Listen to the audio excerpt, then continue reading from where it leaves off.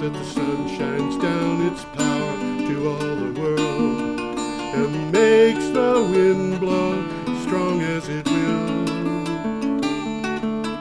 I wonder how gentle rains can fall upon the land, so lovely earth can stay lovely still.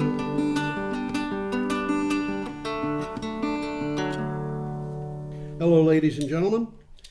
Welcome to, I feel like saying the 390th edition of Energy Week, but I'm just going to say welcome to Energy Week for the 24th of September 2020. I missed the count, so I only started counting about a little over 2 years ago, and you know, that was when you learned.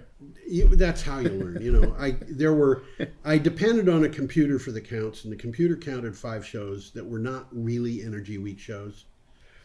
So, I don't think anybody but you know that. I don't even know that. I don't think anybody would notice, but I don't want somebody to say, hey, you did it. You were lying. You missed a number. I missed a number. So I'm leaving 5 shows uncounted, and then we're going to start again with, I think it's 389 in a few shows. But, you know, I want to be, when we hit 400, I want it to be really 400. So here we go. That's coming. It's coming. We're going to start this week's show with news from the Thursday, September 17th. The dates that we're giving are the dates that they appeared at my blog, geoharvey.com. You can go there and actually read the show, the articles that we're going to be talking about. Well, some of them are worth reading. Oh, yeah. I'll try and alert you to some of the better ones. Yeah. And when you get to the blog, you can click on the calendar on the date that you want to go to. But the other thing that you can do is go to the link that's provided by BCTV at the various places it puts things up, which is BCTV, BrattleboroTV.org, YouTube, and so forth. The links usually work. What? The links usually work. That's right. Sometimes they don't. Are you talking about the links in my blog? Yeah, well, the links in your condensation of the blog. Yeah, they usually, the links in the blog. Same blog, same links. I actually check the links unless I know that they're going to, Clean Technica, BBC, CNN, I don't bother checking those. But for a lot of others, I check, and they have more tricks to allow you to get to the thing one way but not another, so that you're going to hit a paywall. They have more tricks than you can imagine, and a lot of times, you know, I'll go into incognito mode and get it try there just to see if it'll work. Yeah, and they know whether it's my computer or not, even if it's in incognito mode. And sometimes they say you're in incognito mode and we aren't going to let you in. So I have to get another computer going. And, you know, anyway, we're starting September 17th with an item from the BBC and a picture of an overturned truck. Yeah, let's get that picture up here. Yeah, let's do that. Yeah. Quick work, Tom. Okay. Wow. That's an overturned truck in Mobile, Alabama, and this is an item from the BBC. Hurricane Sally. Deadly storm leaves 550,000 without power in the U.S. Tropical storm Sally has left more than 500,000 Americans without power as its torrential rains. An old woman who I used to know, unfortunately, she died a couple of years back, but she would call them torrential rains. Torrential. Yeah. Okay, I'll use that term. Without power, its torrential rains and storm surges lashed the U.S. Gulf Coast. The storm has brought, quote, 4 months of rain in 4 hours, end quote. Well, I think Pensacola got 3 feet. Yeah, Pensacola, Florida. That city's fire chief, Jenny Cranor, told CNN. And we're going to have another storm later in this broadcast. And this is beta, isn't it? Yeah, they were all bad. That was the one beta. Beta. The name of the storm is beta. Right, it was beta. We'll talk about that. There were 2 storms last week. Yeah. You know, it's just the Gulf Coast. They just keep coming. They just keep coming. It's from Florida to Texas. The whole coast in between. It's kind of wet. It has been hit, yeah. Okay. Well, there's a video on this link, and Yeah. there's a lot of pictures. So if you're looking for a video and some pictures, Yeah. this is a good one to look up. Yeah. And that tractor And trailer. one of the videos showing flooded streets in Pensacola. Well, one of the things that bothers me, Yeah. I still have not had any word since, I think it was Hurricane Sally, hit Cameron, Louisiana. They talk about Lake It Charles. may not be there anymore. They don't talk about Cameron. No, huh? And I And just that's have, the most exposed. well, Cameron There's is almost a parish. nothing left. Huh? There's almost nothing left. Cameron Parish is a county that's twice as big as Windham County. Yeah. And it's right on the coast. But there's almost nothing left of it. It's all underwater. I don't know. We talked about a guy who lived there who moved his house and moved his it house again and moved it again. Yeah, I know. Should we go on, Tom? I think we should. Yeah, we got Okay. another one about We the have- Scientific American. This is from Clean Technica. This is interesting. Yeah, it is. When you think of the significance of it, this is very interesting. Yes. Scientific American endorses a presidential candidate for the first time in its 175-year history. Scientific American is the oldest continuously published magazine in the United States. I didn't know that. I didn't either. But anyway, for 175 years, it has provided its readers with news and information about the world of science. It never allowed itself to stray into politics until now. It has endorsed Joe Biden. There's a quote from the article that says, "This president has been so anti-science that we can't ignore it." I think that's true, but I mean, there are other things about President Trump. Today, I read he's predicting that the upcoming election will be decided by the Supreme Court. Yeah. And I find that very troubling. Well, he's trying to arrange it that way. He's trying to make sure that this election doesn't count.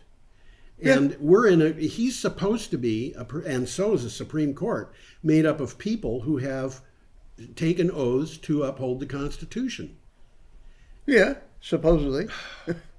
It's just doing what he's doing, which is basically nullifying an election in advance by discrediting it in advance. That's what he's trying to do. I mean, he's This is just trying to screw things anti-democratic, up. and that's a small d. This is anti-American. It's un-American.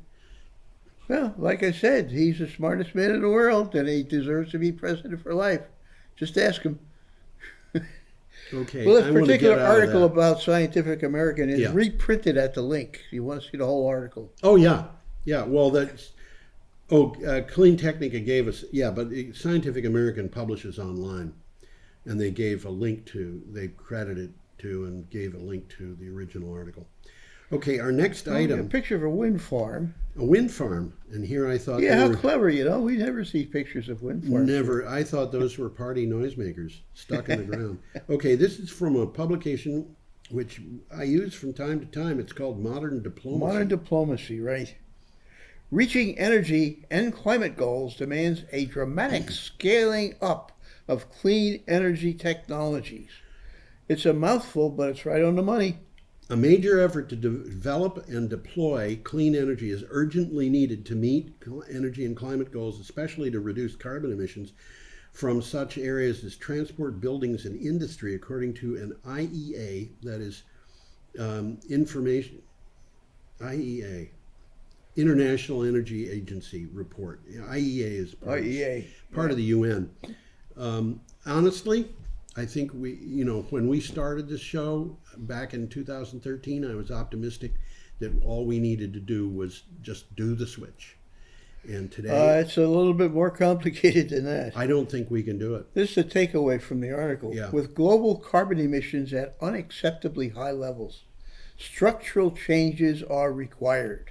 Well, Hydrogen is expected to play a large role, as we have talked about on this show. right. And bioenergy can directly replace fossil fuels in areas like transport. Bioenergy and other things. We're not going to be needing bioenergy for cars and trucks and buses. We may need it for airplanes. Well, in the case of automobiles, I think we're going to see a shift toward electric automobiles. Yeah. I mean, it's inevitable. I think it's inevitable. When I said I didn't think we could make it, at this point, I'm going to say I think we have waited too long to avoid some pretty heavy damage, and in fact, we're already seeing that. And in order to get back to a stable environment, we're going to have to do some geoengineering, I'm afraid. Well, that's a possibility. And by geoengineering, I don't like the idea, but I don't like the idea either. But by geoengineering, I'm not talking about dumping sulfur compounds out of airplanes. I'm talking about planting trees. Yep. Well, that makes sense. We've talked about that on the show. Changing the agricultural system so that it's no-till, things of that nature. That all falls into, and the no-till, we should just do it. I think it is sort of geoengineering, but we should be doing it anyway. It's a different form of it. Yeah. Yeah. And there are other reasons to do it besides geoengineering. Okay, should we go on? Yeah, we got another picture coming up here. We have a picture of an electric F-150 truck. Where the heck is it? Where the heck is it? Oh, you know what? Mike, this computer is having a fit. It thinks that I'm... there we go. Yep, there we go. There Looks like a regular truck. Looks like a regular truck. Drives like a regular truck. Doesn't sound like a regular truck. This is from Clean Technica. Interesting reading into the article. The truck's got a trunk. Yes. Where there used to be an engine, they made a trunk out of it. Yes. It's clever. Yeah, indeed. Okay. Electric Ford F-150 will offer fleets game-changing 40% lower cost of operation. You think you'd choose 40%? 40%. The electric F-150 is going into production in mid-2022. It will have more power, more torque than its gasoline-powered counterparts. Ford also promises lower costs for the F-150 with a total cost of ownership that is far lower than its combustion competition. So 40% less gas. Yeah. Okay. Less downtime. Yeah. Okay. And it contains a mobile power generation system that can power a campsite or a job site. It's built right in. Why would you want any of this stuff? You know, what you really need is a muffler to burn out every third year. Plus a lockable front trunk. Well, this is going to be big for small contractors. Well, it's all there. It's all there. Okay. Nice picture. Another nice picture. Another nice picture. This is a very interesting picture. And I actually had to do research on this technology. We've seen it before, but I never really understood it until I looked into it further. This article is from Clean Technica. Well, those two things sticking up in the back are pedestals for turbines. Those are sails. They're sails? They're sails. I thought they were pedestals for turbines. No, I sails will explain for this truck. They're sails for this ship. For this ship. They are sails. So it's a wind-powered ship. It's a wind-powered ship. The article didn't say that. Okay, this is from Clean Technica.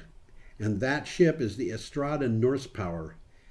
Okay, go ahead, Tom. What's the title? The EU Parliament tells VDL to make shippers polluters pay. And I figured, I did some research and I found out what VDL was. Well, what is it? It's the president of the, what the heck is the EU Parliament? Yeah. Whose name is Ursula von der Leyen. So I couldn't figure out who VDL was, and I had a rough time looking it up on the internet. I'm glad you did, because I tried looking and I couldn't find it.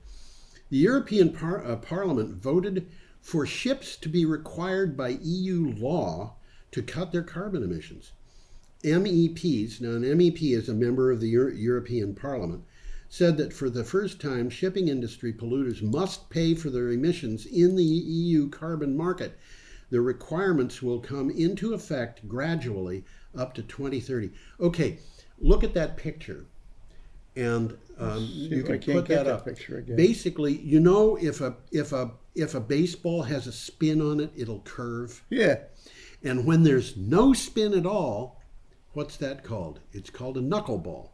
And the problem with knuckle balls is they're very unpredictable. They go all over the place. They go all over the place, and the batter can tell A lot of really good batters can tell where a curveball is going to go Oh, yeah. by looking at the spin. Absolutely. Okay. These things are pillars that spin. They're what? They are pillars that spin. Those big, Sails. their sails, sails spin. are pillars Okay. that spin. And the spin creates A counterspin. a pull Yeah. on the sail, which is sufficient to drive the ship. I'll be darned. Isn't that something? They have motors under them. They spin. And if you look up if you read this article, and I forget what the name of these things is, there's an effect that produces it. Yeah, I've heard that. I don't If remember. you look that up, you can word. find on YouTube pictures of the thing working, of Okay. how it works. There's a guy who's got this little car that has a little pillar on top of it that is spun by a motor that's driven by a battery, and he blows. So he's got kind of an electric car, huh? Yeah, he blows power from a vacuum cleaner. He blows the output of the vacuum cleaner across this, and it across the table. Well, the wind, if it's going directly from port or directly from starboard, is going to drive that thing pretty powerfully forward. That's interesting. Yeah. Well, the takeaway here is the shipping industry's carbon pollution has grown 10% in just 6 years, Yeah. and could increase to 50% Yeah. by 2050. And the ships use fuel that is appallingly bad. Yes, so I don't think you can get worse fuel. I don't think you can. It doesn't matter how much sulfur is in it. So they're just emitting sulfur compounds. Okay, should we go on? Yeah, we got We another have picture a too. very pretty picture here of Oregon. Unfortunately, what you're seeing is smoke from the wildfires above the mountains. You know, that's actually coming this far. Oh, yeah. I mean, it's here, but it's so high up in the atmosphere that you don't notice it. Well, I'll tell you something, Tom. I know I've mentioned this before, but if you sit down, if you have a person who's a physicist or a astrophysicist, a meteorologist or something like that, people who have a scientific background, they can actually do the math. I could do the math if I had the figures, because it's pretty simple math. There's a story which is that you know of Julius Caesar saying "et tu, Brute" as he died. Yeah. That last breath in which Julius Caesar said "et tu, Brute," According to Shakespeare. according to Shakespeare, but whatever, Julius Caesar's last breath, he expelled a certain amount of air. Yeah. That air went into the atmosphere. Still there. If you count the number of molecules in that air Yeah. and the mass of the atmosphere, you can get the number of molecules roughly in the atmosphere. You find out how many molecules, you know, in what amount of gas is there, and basically, if you then calculate the molecules in a normal human being that have come from the atmosphere, it turns out that for any given human being, there's probably at least one molecule in that person that was in that breath of air that Same molecule. Same molecule. So, okay, let's think about air pollution. We've got smoke coming from Oregon. Do you think there's any possibility that none of us has breathed smoke from those wildfires? No, Absolutely none. Of course. I mean, if you think about the amount of air that Julius Caesar breathed over the course of his life, it's almost impossible that any given person doesn't have some part of him that came from Julius Caesar. Yeah. How much of us didn't come from Chernobyl when it blew up? Interesting point. How much of us is not some chemical that was put together by a chemical company intentionally to kill things? You know, and of course they say these are not there to kill human beings. Well, DDT was not there to kill human beings, but by golly, it did some very nasty things to people. Well, some human beings are dying from pollution, that's for sure. Some human beings are not dying from pollution, but I think pollution takes some part out of the lives of all of us. Okay. Well, we'll look briefly at that picture of Oregon Yeah. while I read the headline, which says, Yes. Rain may help fight wildfires in Oregon, but may bring other problems. And we'll find out a little later. Yeah. It is or has rained in Oregon. Yeah. 12 fires have destroyed 938,000 acres in Oregon, according to the National Interagency Fire Center. These were just 12 out of a bunch of there are a bunch of smaller fires. But there are flash flood watches posted in some areas where the vegetation has been washed away by fire, stripped away by fire, and the rains could bring mudslides. Well, they had a storm last Thursday. Yeah. Okay, which helped battle the blazes.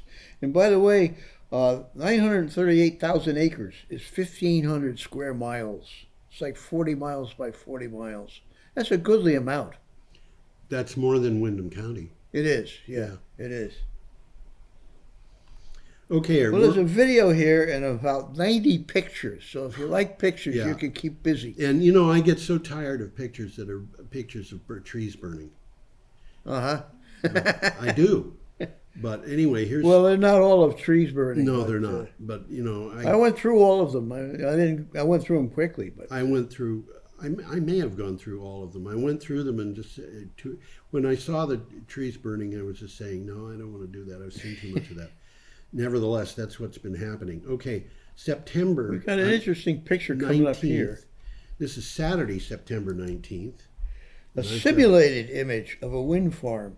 Well, if you look really closely in that picture, way back in the center of the picture, you see turbines. Yeah, get your nose pressed against the TV Well, they're screen. not in the center. I don't know. They're in to the the center left. of the picture on my computer. Yeah. But they're over a little bit to the left in this picture. Yeah, they're about 20% of the way from the left to right, up Way to in about, the background. yeah, up to about a third of the way. And Well, they're spoiling the view. they're spoiling the view. There's no question about it. Okay, this is a Leadco picture, but the item here is from Renews. Well, the title says Icebreaker offered nighttime shutdown lifetime. And Icebreaker is the name of this particular project. Which we have talked about. It's got nothing to do with breaking ice. Well, it kind of does, because the big problem with Great Lakes wind farms They get ice. is that they ice over, and what happens to a wind farm when the lake ice is over? That's a serious problem. It's got potential risks. Nevertheless, let's just read this. You read the title? Yeah, Icebreaker offered nighttime shutdown lifeline. Well, Right. we've talked about this thing on the show, We have. and we say, what are they doing? Well, And they're taking another look at it. yeah. Ohio Power Siting Board has given a lifeline to the 21 megawatt Icebreaker offshore wind farm in Lake Erie. The board voted in favor of drafting an amendment to remove the nighttime shutdown clause of the OPSB's approval of the project. In other words, this is the same board that put this approval in. They're thinking now about taking it. Well, I'm sure if you scratch that one, you find a story Well, behind it. yeah. A little bit of money has changed hands. I don't know. The revised ruling has not been drafted or voted on.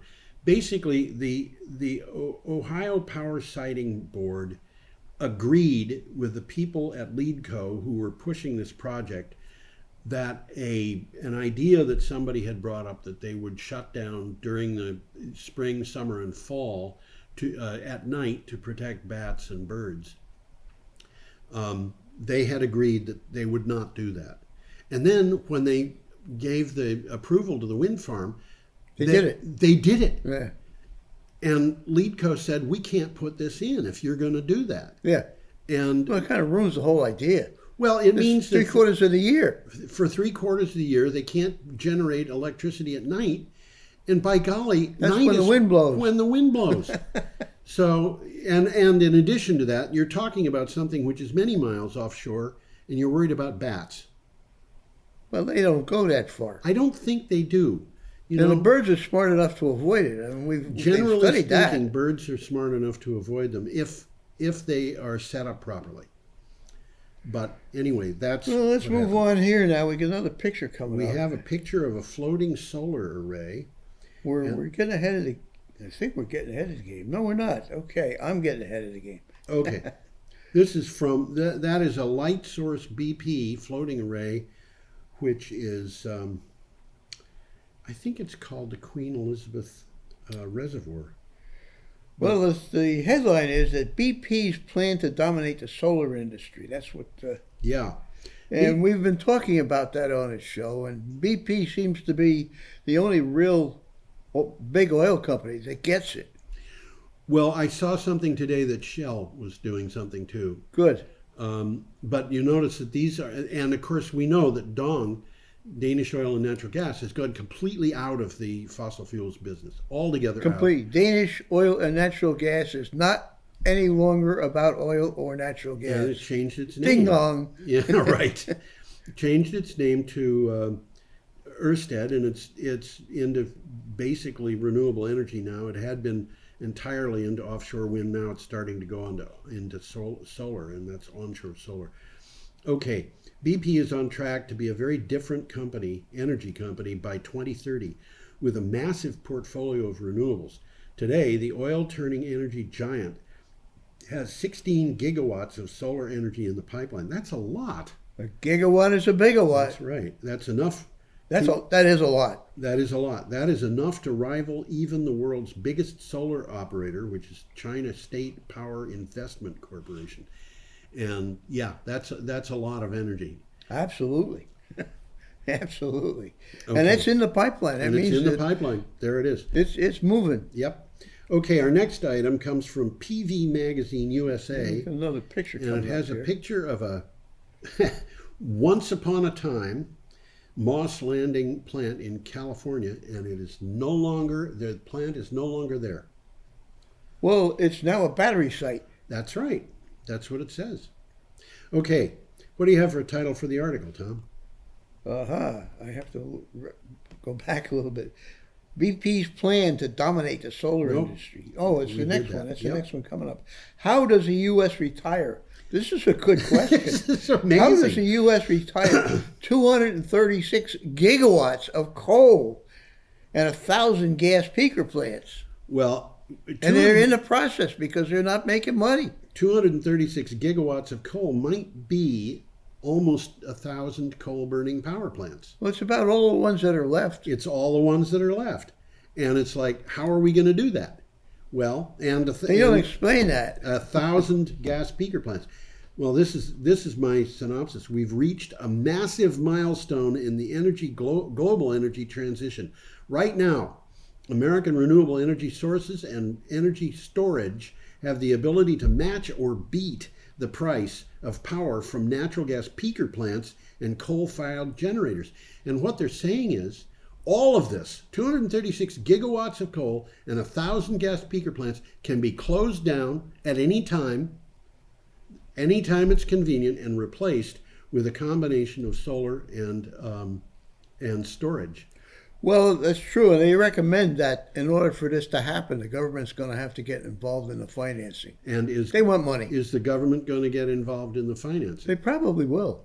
I think they will, even if Donald Trump is president. Although, I will tell you, Yeah. he took credit for increasing the number of coal jobs in the United States yesterday. Forgive me if I laugh. What? How many coal jobs did he increase? Well, it's a negative 6,500 or something like that. Okay. You know, the United States, maybe it was 5,500. The United States has lost a bunch of coal Absolutely. coal We've been jobs. talking It's about that. 15% of the coal jobs have been lost since Donald Trump. It's economical. They don't make sense anymore. They don't make sense. But Donald Trump says he's done it. And Well, he painted himself in a corner with that one. I don't know. You know, George Bush, the George H.W. Bush, Daddy Bush. the Daddy Bush, yeah, said, "Read my lips, no new taxes." Yeah, And then he had taxes. taxes. And really, I don't think he had I think he really wanted not to have new taxes, but he didn't have any He opportunity didn't. to do it. We had to have them. He had to have them. And I can tell you, conservatives were so mad at him. They were really, really mad at him. And I Well, think, he only had one term. yeah, he lost the Yeah. next election, and I think it was because of that. Here is Donald Trump, who has he ever said anything that was true? Ever? Yeah, Well, I think it there's was been- Tuesday, March 17th. Right. It'll But go it down wasn't in this history. year. Really, I mean, anyway, we should get out of politics. Well, we get another picture, a very timely picture. I might Yeah, and add. I'm sorry that this comes along because, as I said, I hate looking at pictures of trees burning. There's a wildfire. We are up Boy, to I Sunday.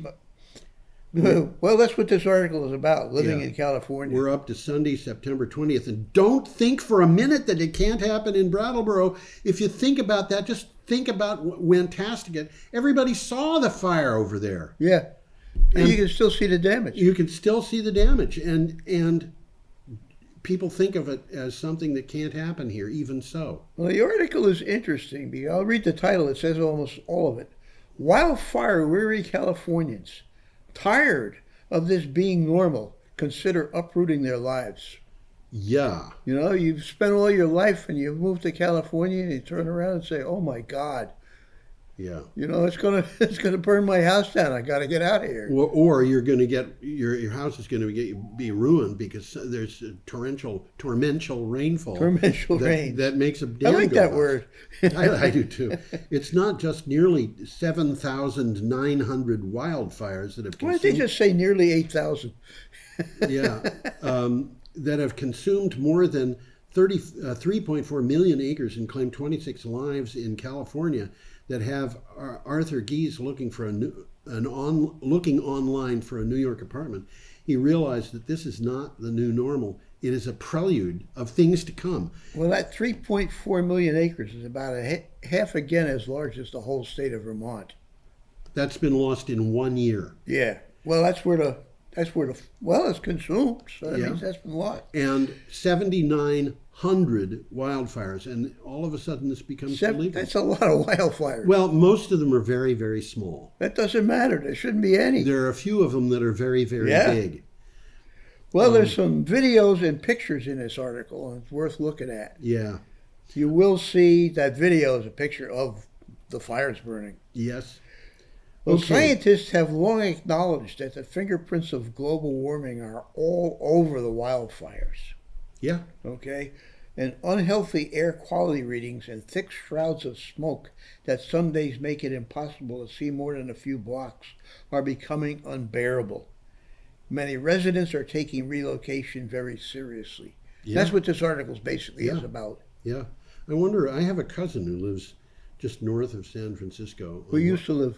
No, he still lives there. On what he That's this week. this week. That's the problem. What he described as a postage stamp farm. A who? Postage stamp farm. Oh, Postage stamp. It's 40 acres. He I thought you considers said toasted. No. 40 acres is a small farm. And Yeah, it is. He moved there because he and his wife bought he was an accountant and she's an attorney. And they're both kind of semi-retired. And or at least they were the last time I talked to them. They might be fully retired now, but they moved to this area north. As a lot of people did. Yeah, and they had been living in Oakland in a house they bought for a song compared to what houses cost now, and it burned down in the Oakland fire. It burned down, huh? Yeah. Wow. So they took the insurance money they got from that, What another one? which was updated to reflect its current value as opposed to its original value. Okay. They had kept that up to Okay. date because, I mean, he's an accountant, Okay. she's an attorney. They have some intelligence. And they moved to this postage stamp farm. And I'm just thinking, maybe they're thinking that that's not such a good idea. I don't know.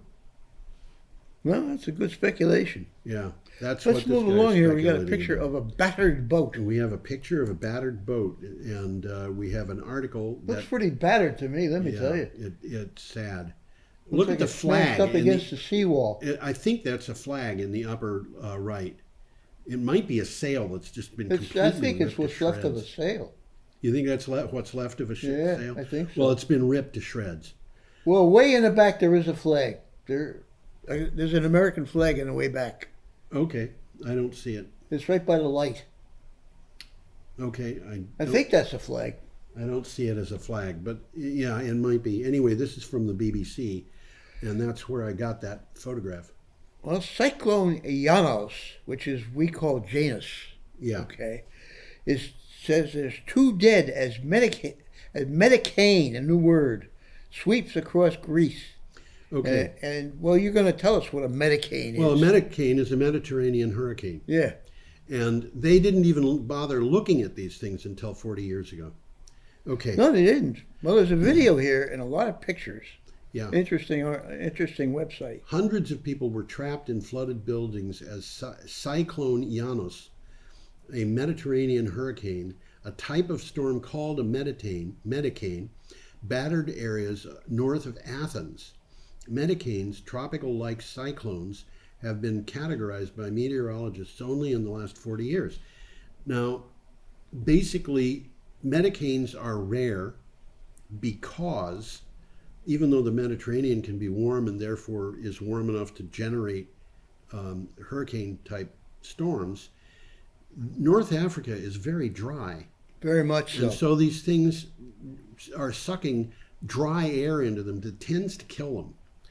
But they're becoming more well, common. they're pretty rare, so yeah, but there are storms happening all over that. If you had told a meteorologist 50 years ago that there was going to be a hurricane in the South Atlantic, he would have laughed at you. He would have laughed at you. But now they're happening. Absolutely. Not very often, but they do happen. The position that climate change isn't happening is... I think we're going to touch base on this a little bit later, but we've had 23 hurricanes, at least 23, so far this year, which is a record. We had to get out of the Roman alphabet and go. We've finished with the Roman alphabet, and now we're in the Greek alphabet. Yeah, I don't think we use every letter in the Roman alphabet. I'm not sure, but we use 23 out of 26. Okay. There you go. So Teddy is now in Canada. It's up in Nova Scotia. What is Hurricane Teddy? Teddy with a T. Yes. Well, it's a picture of a charger, and there's writing in that picture, and I guess you can read it on the screen. I couldn't read it at home. I found it very difficult to read that, and I tried finding better photographs of this. Well, I've got what it says. Okay. First of all, it says it's a charger. Yes. And then on the left, there's a left arrow. It says discharge, power to the device. Yeah. And a right arrow, and it says charge, toward energy storage. Right. Then it shows the cathode and the anode, which are those 2 big blocks. Okay, and then it shows that in the middle is electrolyte and a separator. Okay, a separator is a kind of a... I want to tell everybody here that Tom is an electrical engineer, and he learned... I love this article. He learned all about this in college, right, Tom? Yeah. Yeah, we spent about 17 minutes studying batteries in 4 years. Yeah. Well, and the bottom line shows that going to the left is discharging and going to the right is charging. Now, what gets me is this is all solid state. There's no electrolyte. This is so cool. And these things move in this solid state. The ions move. They move. Well, of course they move. That's not a surprise because they move down copper wires, which are solid too. Well, that's true. But the idea that you can have a solid state battery, and of course it staggers the imagination. It staggers the imagination, and it's like, and of course, how long is it going to take this thing to decompose? You know, you leave a battery in a battery. Yeah, you leave a battery in a flashlight. 17,000 years.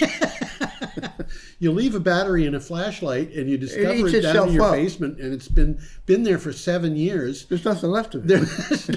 The electrolyte has leaked out, and it's dissolving the flashlight. This thing is going to last a long time. Okay, what do you have here for a title for the article? With solid-state energy storage, oil-rich Texas hits the clean tech trifecta. Oh my gosh. This is from Clean Technica. Tina Casey wrote this, and she's an interesting article. She's hard to do. It's hard to do a synopsis from one of her articles. I can tell you that. Uh-huh. But anyway, I think I found that out trying to do this. Yeah.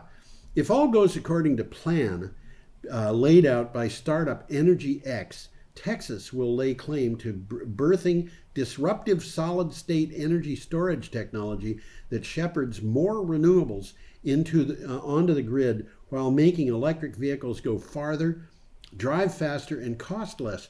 This is just another company that's doing what Tesla wants to do, but a different way. And it's an altogether different way. I'll give you a quick summary of what he said. Yeah. Texas made the U.S. a global oil and gas powerhouse, and it's leading in wind, and its solar energy is coming on strong.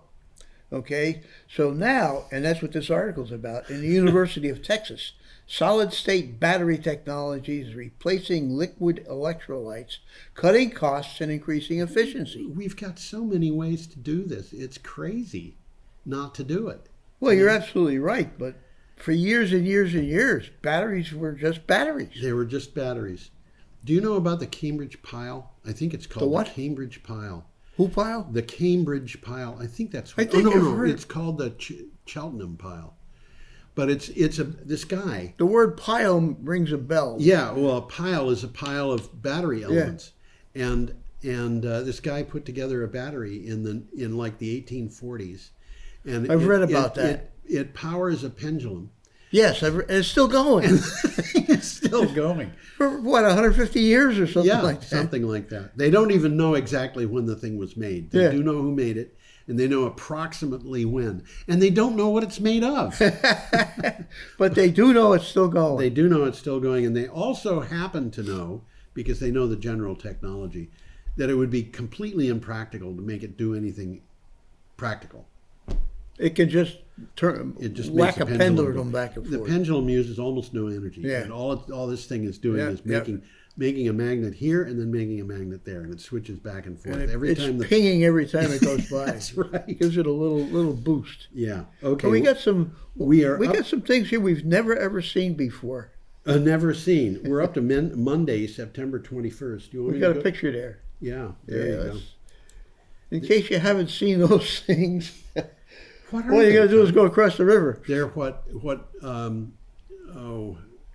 was that woman's name who was the head of Green Mountain Power? I can't remember. I know who you mean, but I can't. Mary something. Mary Powell. Powell. Yep. Okay. This is what Mary Powell would have called, and probably still does call, sticks and strings. That's exactly what she called it, right? Yep. Okay. So this is from renewable. Well, they are transmission lines for those who have been left in the. Whoop. Okay. Oh, okay. This is from Renewable Energy Magazine. I got Smart Energy. You what? I have it that it's from Smart Energy. Smart Energy? Direct current microgrids to be tested in Europe's power system? Nope. I got the wrong one. Yes, that's correct. Deep sea rocks. I was.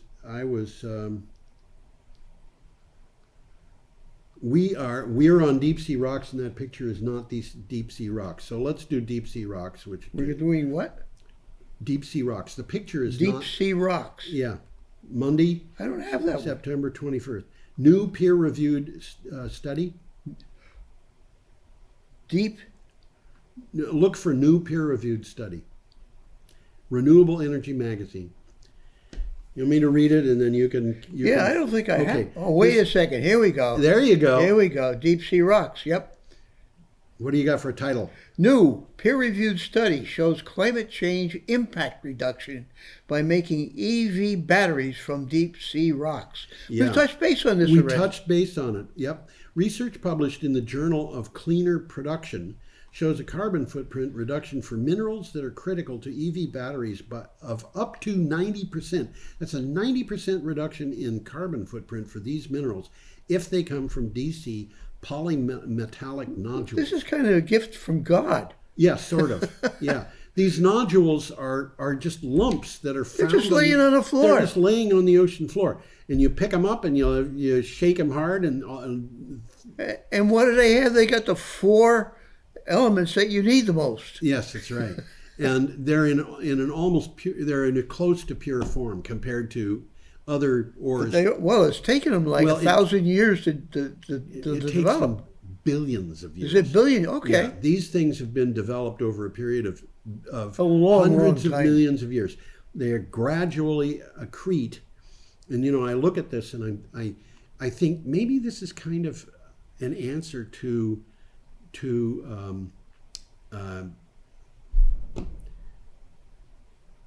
what is the word? When a gradual increase in chaos in the universe. Entropy. Entropy.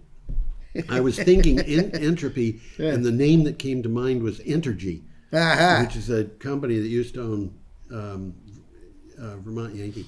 Well, it's interesting. Read what it says, and Okay. we'll touch base on it. I actually read it already, believe it Oh. or not. Polymetallic nodules. Well, what it's saying here is these polymetallic nodules from the Pacific contain hundreds of millions of tons of four metals. The four metals that are required for EV batteries. That's why it says a gift from God. Yeah, hundreds of millions. You just go down and And you just scrape them up off the sea. You don't even have to dig. They're just lying they're there. just lying there. Yeah. They have a relatively low energy, land, and waste footprint compared to conventional mine. We got to keep moving here, Tom. Our next item is from Smart Well, now we got the Energy. transmission lines. And now we have the transmission lines. Direct current microgrids. Now that's a new one on me. To be tested in Europe's power system. I can't really quite conceive of this. Well, I don't know what they're doing. They could make direct current and supply it and then have it run through inverters in the home to make AC, or they could just have appliances that run on DC. Well, that's what they're saying here. Is the load has shifted now. It's not a whole bunch of motors anymore. We got computers. We got everything is working on Microwave, DC. Ovens. Laptops, mobile phones, Yeah. DC lighting, Yep. LED lighting. It's all DC. Yeah, you could do inverters and use the things that you currently have in your house the way that you currently use them. Or you could really, a lot of stuff, as you're pointing out, could be switched. And that's Pretty easily. exactly what this article is The about. potential of DC microgrids to advance Europe's green energy ambitions will be shown in the project Tygon. The project is focused on deploying DC-based grid architectures that can improve the reliability and resilience of decentralized, renewable-based systems. Well, what the article's really talking about is a modular, I don't know what they mean about modular, DC-based hybrid grid, Yeah, okay, with connection to the main AC is performed by a solid-state transformer, and there are different lower voltage AC and DC grids to attach onto as your needs require. right. We got to move, Tom. 'cause Yeah, we we've got a picture coming A bunch up of here. articles left to do, and only about. It looks like Few minutes to surgery there. It does, doesn't it?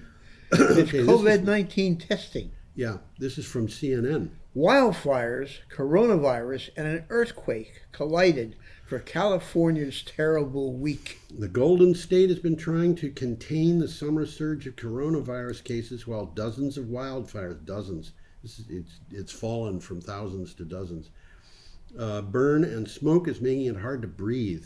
And if that isn't enough, Southern California had an earthquake. I think that kind of says it all. It does. I got all sorts of things to say, but I'm not going to say it. Okay, we're up to Tuesday, September 22nd. And we got a picture coming up And here. we have not a very interesting picture, but, there it is. Well, it's not a very interesting picture, but it's a significant picture. It sure is. That is a pre-assembly area for the Dogger Bank. And right now, the Dogger Bank is the biggest wind farm in the world. This is an unbelievable article. Really important, and it's incredible. Dogger Bank Wind Farm places record-breaking turbine order. This This is significant. Yeah, this is from C News. Dogger Bank Wind Farm and GE Renewable Energy announced contracts confirming the 13 megawatt Haliade X turbine for two phases of the world's largest offshore wind farm. The order is for 190 Haliade X 13 megawatt turbines to be installed off the northeast coast of England. And that's the biggest turbine being made anywhere. That's the biggest turbine being made, and none of them has been made to date. Well, they've got one 12 megawatt working. Been working for about a year. Yeah. So they're just going to upgrade it. And this is 190 of these things, which is 2.5 gigawatts. Well, these will be the first 13 megawatt turbines installed anywhere in the world. Right. And this is interesting. One spin of this 13 megawatt turbine can generate enough electricity to power a UK household for more than 2 days. And these blades, they're 350 feet long. They're not playing games. They're not playing games. Okay. Let's move along. We've got another picture here. This is Port Aransas. Yeah, and this article is from CNN. I know Port Aransas. I've been there. I was stationed in Corpus Christi. Oh. And Port Aransas is like 5 miles away. That was the beach. Oh, okay. So Tropical Storm Beta makes landfall in Texas late Monday night. So that's last Monday. This is the fourth of these storms that we've talked about. Tropical Storm Beta made landfall near the southeastern end of Matagorda Peninsula about 10 p.m. Central Time on Monday, according to a special update from the National Hurricane Center. Beta's slow-moving approach is expected to produce rain over a long period. And guess what? Guess what is getting a lot of rain out of this? Cameron, Louisiana. They don't need it. Oh, They don't need any rain. Is there going to be anything left of Cameron Parish? Well, there's nearly 11 million people under flash flood watches that cover all of the Texas and Louisiana coasts. They've been getting blasted one after another. Houston got how many inches of rain? 111 or something like that? Know. Some crazy thing. Okay, our next... There have been so many... this is from the article. There have been so many named storms this year that the National Hurricane Center ran out of names. Yeah. And has begun using the letters from the Greek alphabet. And Beta is the one that they're talking about now, just hit on Tuesday. Yep. That's the 23rd named storm. And that's going up in Nova Scotia now. We have an item here from Renew Economy, and we have a picture, which is a picture of the Kohala Coast in Hawaii. That's on the Big Island of Hawaii. Well, Hawaiian Electric to quit coal power and add solar and battery storage. Now, you got to realize Hawaii doesn't have any resources for It doesn't mining. have any fossil fuel resources. They don't have any fossil fuel, no. You've got to import it all. And they don't have a lot of hydropower because they don't have places to have reservoirs for them. Yep. So this says Hawaii Electric, the primary provider for electricity to the Hawaiian Islands, has submitted contracts for new solar and storage projects that will end the use of coal on the islands, and represent 300 megawatts of solar energy and nearly 2 gigawatt hours of energy storage. Well, as of the end of 2019, Hawaiian Electric has a solar capacity of 902 megawatts. Okay, that's right now. Across 5 islands, they got 5 different island grids. Yeah. Well, like each island's got its own grid. Each island has its own utility company, but I think they're all owned by Hawaiian Electric. Yeah. That's correct, though. That is correct. Well, let's move along to Wednesday, September 23rd. What a good idea. And here we have something that is almost inexplicable. This is very interesting. I'll show that picture up there. It's up there. Oh, it's up there already. Yeah, it's up there. When I saw that picture, I thought it was a log. I did too. And then I thought, no, it's not. It's not a log. There's something wrong with that log. That's right. It's a jelly roll. Well, Shell to fuel Microsoft with renewable power in net zero alliance deal. And that picture is of a battery. Except the picture doesn't belong with that article. It belongs with the following. It belongs in the next one? That's okay. It does. You're absolutely right. Nobody minds. This is from Upstream Online. Transitioning oil supermajor Shell is, I mentioned this before in the show, is to begin supplying Microsoft with a renewable source power to help the IT giant reach its 2025 targets for 100% clean energy. The deal is part of a far-reaching strategic alliance the two companies have announced. Well, it's going to help Shell curb emissions. It's going to help Microsoft reach 100% energy. Yep. So cross-industry collaborations like this are fundamental to help society reach net zero emissions. It gives Shell an ability to move out of a dying industry, which is oil and gas. Well, they know what's going on. They know what's going on. They're moving in. We were talking about BP earlier, and here we've got Shell, BP, and Danish Oil and Natural Gas, which is now Ørsted.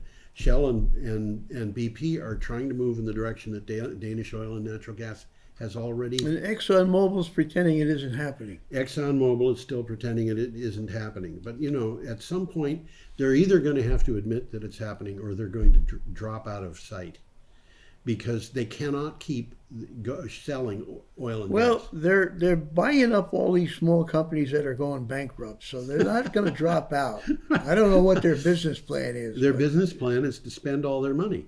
That could be. Okay, we have an item here. Let's get this picture from back Clean up. Technica with that picture that looks like a log. It's called a jelly roll. It is.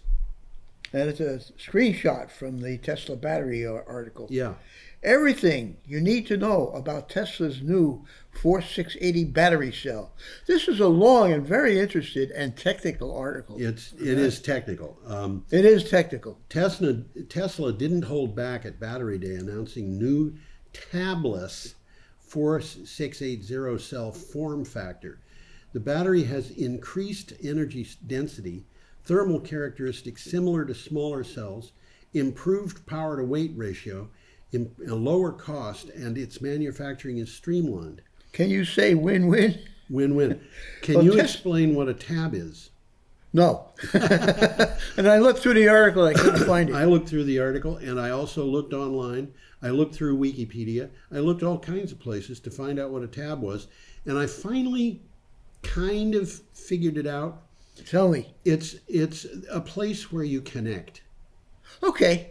It's right? like something on the back of the battery or something. And in like that. typical lithium-ion batteries, they're actually welded in place. And whether they we are... talked about something like that last week. We did briefly. Whether they are only inside the cell or whether they're connected to the outside, I don't know. There's not a lot of information about them.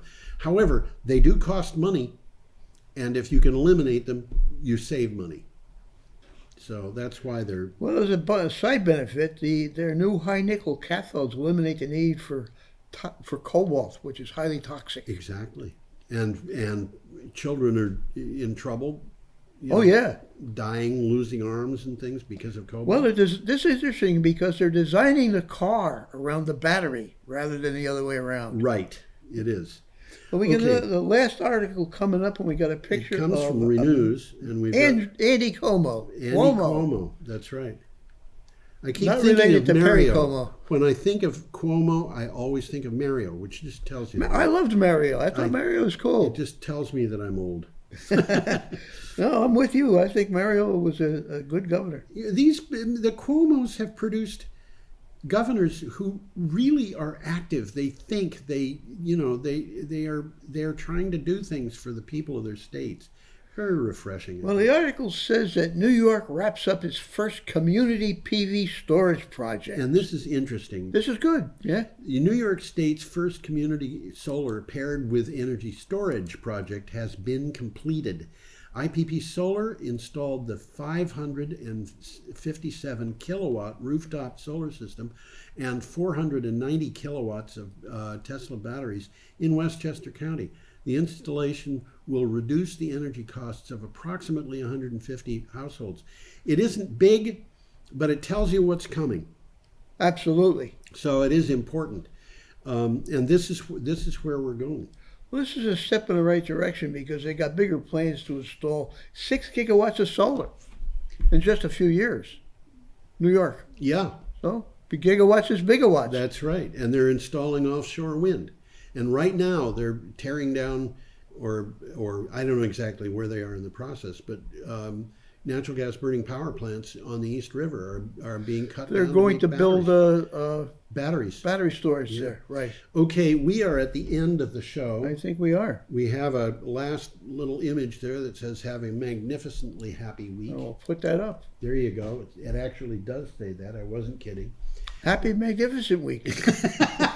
And Tom and I will wave goodbye if Tom can get us up. If I can get us up, and I think I'm capable of doing You can do it. that. Adios, everybody. Bye.